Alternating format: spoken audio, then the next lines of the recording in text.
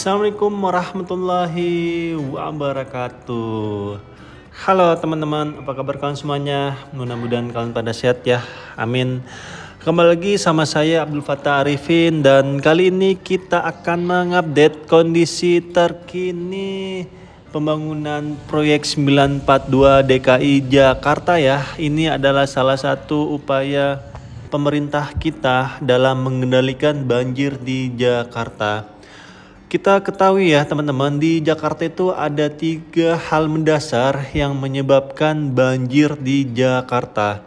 Yang pertama adalah banjir kiriman, yang kedua adalah hujan lokal, dan yang ketiga adalah banjir rob.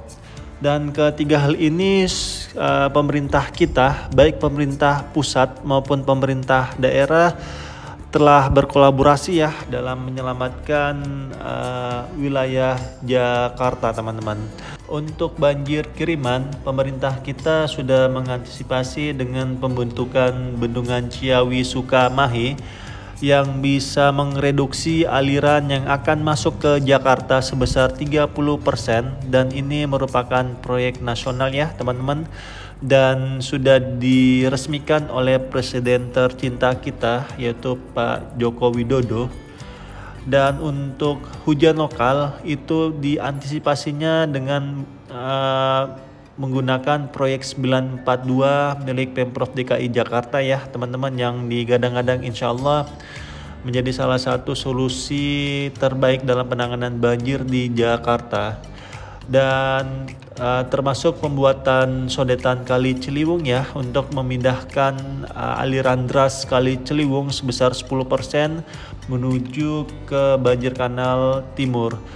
Dan yang terakhir adalah pembuatan NCSD ya, National Capital Integrated Coastal Development, untuk mengantisipasi banjir rob, karena permasalahan utama saudara-saudara kita di pesisir utara Jakarta adalah banjir rob. Dan di depan kita ini adalah salah satu proyek 942 ya, yaitu ruang limpah sungai Lebak Bulus yang sudah selesai dibangun. Dan di depan kita ini merupakan IPAL ya, instalasi pengelolaan air limbah domestik ya, ataupun SPAL untuk wilayah Lebak Bulus. Jadi aliran air dari warga itu akan disaring terlebih dahulu ya di IPAL atau SPAL tersebut, sehingga air yang akan berpindah ke ruang limpah sungai Lebak Bulus ini akan lebih baik ya, ataupun air yang bermanfaat, bukan limbah yang akan masuk ke ruang limpah sungai ini. Dan ruang limpah sungai ini teman-teman adalah kolam retensi ya, ataupun waduk yang berfungsi untuk memutus aliran deras sungai yang dilewati. Ruang limpah sungai Lebak Bulus ini untuk mereduksi debit air dari Kali Grogol ya, karena kita ketahui di Jakarta itu ada 13 sungai yang dilalui ya. Salah satunya adalah Kali Grogol yang menjadi salah satu penyebab banjir seperti di Palmerah dan Kebayoran ya, ataupun di hilir Jakarta.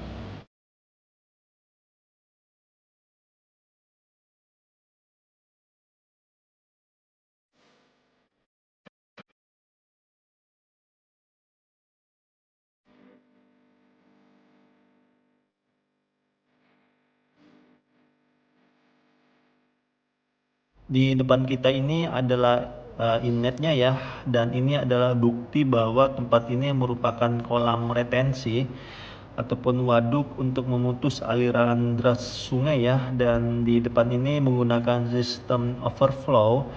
Jadi ketika air melebihi ambang batas dari inlet ruang limpah sungai Lebak Bulus ini, maka akan secara otomatis berpindah aliran deras dari Kali Grogol ini untuk masuk di ruang limpah sungai Lebak Bulus ini ya teman-teman, untuk memutus aliran air pastinya.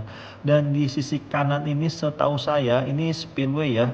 Spillway-nya ini ada semacam sensor ya teman-teman untuk mengetahui debit air, untuk menginformasikan ke teman-teman di ruang operator pastinya ya, ataupun di ruang SCADA, Supervisor Control and Data Acquisition, untuk mengetahui berapa jumlah air ataupun ketinggian air yang akan masuk di tempat ini. Dan ruang limpah Sungai Lebak Bulus ini teman-teman memiliki volume tampungan kurang lebih 44.000 meter kubik ya. Dan itu cukup besar untuk memutus aliran sungai di Kali Grogol ini teman-teman. Jadi memang manfaat dari ruang limpah sungai menurut saya ini sangat bagus sekali ya teman-teman, karena ini konsepnya konsep alam juga ya, dan bisa dikatakan ini adalah wujud dari naturalisasi, agar diharapkan dengan naturalisasi ini biota-biota di sungai tersebut bisa hidup kembali ya, hewan-hewan air bisa hidup kembali dan ya bersifat alami lah, sehingga bisa menghidupkan kembali ekosistem yang ada di tempat tersebut. Dan di depan kita ini adalah outletnya ya teman-teman. Jika aliran sungai di ruang limpah sungai ini sudah berlebih, maka barulah dialirkan kembali ke sungai yang diinginkan, karena memang esensi dari ruang limpah sungai tersebut ataupun proyek 942 itu adalah mempertahankan dan mengamankan teman-teman. Mempertahankan di sini adalah air yang turun dari langit itu tidak kita buang semua ya ke laut ataupun ke sungai ya, karena kita ketahui Allah menurunkan air hujan itu adalah bentuk rahmatnya, bentuk kasih sayangnya ke manusia, agar air tersebut bisa kita manfaatkan teman-teman. Bukan kita buang semua ke sungai dan bermuara ke laut lepas teman-teman, tetapi kita manfaatkan sedemikian rupa, dan salah satunya adalah menggunakan ruang limpah sungai ataupun waduk di Jakarta. Dan yang kedua adalah mengamankan di sini adalah agar air yang ditampung di tempat tersebut ya ataupun di ruang limpah sungai tersebut itu tidak meluber kemana-mana, maka masuklah sungai yang dinormalisasi ya, seperti Kali Ciliwung dan kali di Museum Bahari, sehingga air yang berlebih nantinya akan mengalir kembali ke sungai tersebut sehingga tidak menjadikan banjir di Jakarta. Jadi menurut saya konsep dari proyek 942 ini sangat bagus sekali ya untuk warga DKI Jakarta dalam mengamankan wilayahnya dari banjir. Dan kita ketahui belakangan ini banjir di Jakarta terus berkurang ya. Dan ini merupakan kerjasama semua lini ya, semua uli abri kita terus berusaha menyelamatkan warganya dari banjir. Dan saat ini banjir di Jakarta memang tidak hilang 100% ya teman-teman, masih ada beberapa wilayah. Tetapi banjirnya saat ini sudah sangat berkurang, tidak seperti di tahun-tahun sebelumnya teman-teman.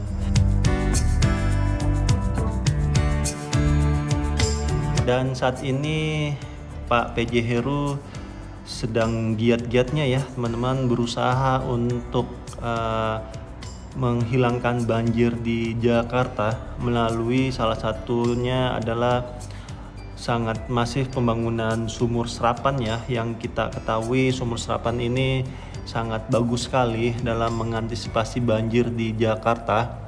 Dan sumur serapan ini juga sudah diakui ya, programnya Pemprov DKI Jakarta ini sudah diakui dan saat ini sedang digunakan di IKN kita ya, ibu kota negara kita di Kalimantan sana. Dan kita ketahui sumur serapan juga itu sangat bagus untuk mengembalikan cadangan air kita ya ketika musim panas tiba. Jadi kita harus dukung terus nih program-program dari pemerintah kita ya, baik program pemerintah pusat maupun pemerintah daerah, sehingga pembangunan tersebut bisa segera selesai dan bisa segera kita manfaatkan pastinya teman-teman.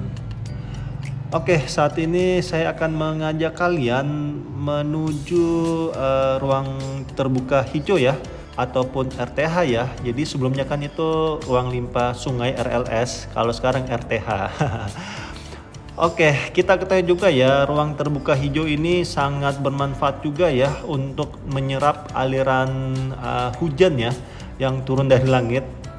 dan juga bisa kita gunakan untuk ruang ketiga kita ya, ataupun ruang berkumpul antara masyarakat satu dengan masyarakat yang lainnya ya. Dan setahu saya ini salah satu 100 taman yang berhasil dibangun ya oleh Pemprov DKI Jakarta. Dan menurut saya ruang terbuka hijau ini sangatlah bagus untuk mereduksi pertikaian antara pelajar ya. Tidak hanya mereduksi air, tetapi mereduksi pertikaian antara pelajar, karena kita ketahui ya, umur 20 tahun ke bawah itu adalah umur-umur di mana para remaja sedang mencari jati dirinya ya. Sehingga ketika tenaganya yang luar biasa itu tidak bisa disalurkan ke tempat yang baik, maka akan disalurkan ke hal-hal negatif. Salah satunya adalah tawuran. Dan tawuran saat ini tuh sangat modern ya teman-teman, menggunakan media sosial. Aduh, dan alhamdulillah pemerintah kita ya itu melihatnya, sehingga dibuatkanlah ruang terbuka hijau yang sangat banyak saat ini di Jakarta ya. Dan RTH di Jakarta ini belakangan ini tidak ada yang abal-abal teman-teman, kalau saya lihat bagus semua, sekelas mall-mall seperti Taman Sambas ya, terus ada Taman Puring, ada Taman Tebet Eco Park yang beberapa saat yang lalu baru saja mendapatkan penghargaan tingkat dunia ya teman-teman. Itu semua adalah bentuk nyata dari pemerintah kita ya teman-teman, untuk memberikan fasilitas yang nyaman dan aman pastinya ya.